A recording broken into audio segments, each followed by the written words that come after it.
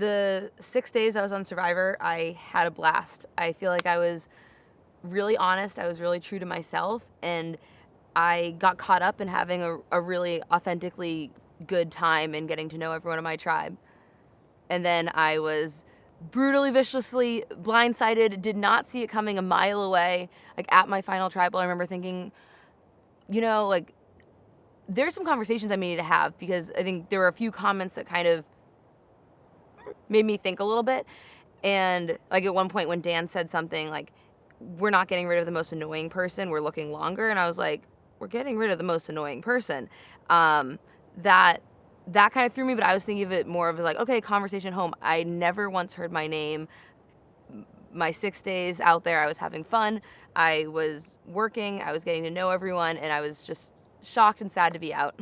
I definitely think the social aspect is harder than the survival aspect of the game. I think what you see is what you think. And for me, what I saw is what I thought 100%. And turning that off and knowing to turn that off and really put yourself in the outside view and what other people are thinking is something that doesn't come naturally to people. And you need to train yourself to be doing that on Survivor. And unfortunately, I figured that out way too late, until it was too late.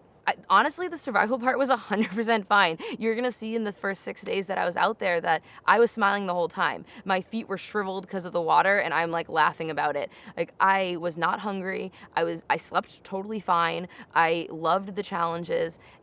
I was not nervous. The survival part, I think, was easier than I anticipated even. And I don't anticipate that it would have gone much harder for me out there either. I think I would have continued to be really mentally strong and really positive.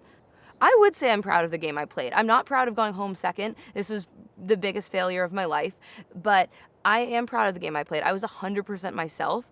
I was 100% honest. I think that I had a vision for what was going to happen in the game and what could have, and that would have gotten me really far. And I think it would have gotten the people that I wanted to be aligned with really far.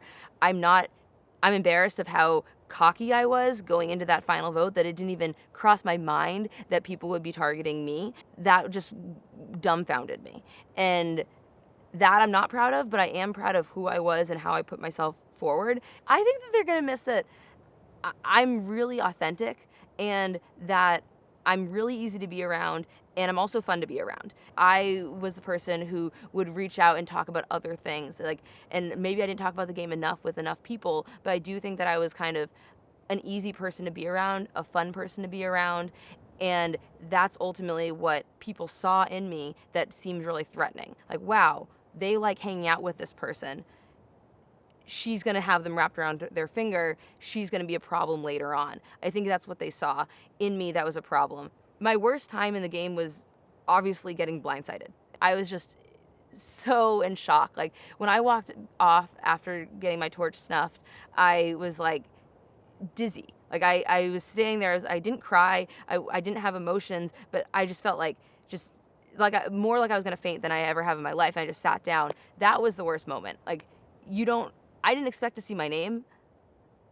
I knew the second I did that it was a blindside, because I would have heard if it was anything but a blindside. So I think that is easily my worst time in the game. The best moment was obviously an easy piece was winning that first immunity challenge. That is something I've watched since I was a kid, and like that feeling of knowing you're not the first person voted out. Sorry, Ronnie. Like, that is just something that you just dream about, and it just felt so good. I didn't know what I could do. Like, I know I'm fit and I know I've worked out and I'm athletic, but climbing up the wall and then like doing the challenge and like helping on the puzzle, like, it just felt really awesome. Summing up my Survivor experience, it was a blast and the adventure that I wanted it to be of a lifetime. It was cut too short by a vicious blindside, and I am so sad it was over. I would do anything to be back out there right now.